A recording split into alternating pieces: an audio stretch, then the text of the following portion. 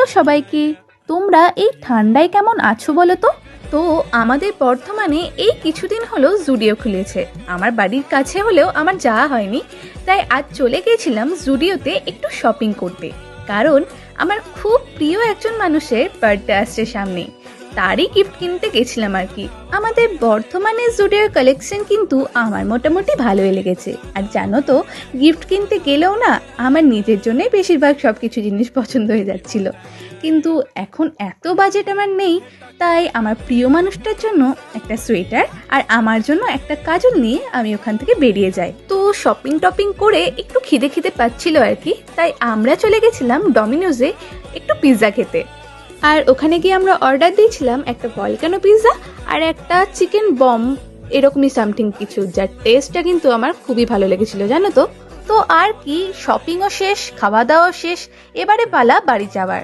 তো টাটা, দেখা হবে অন্য কোনো ভিডিওতে।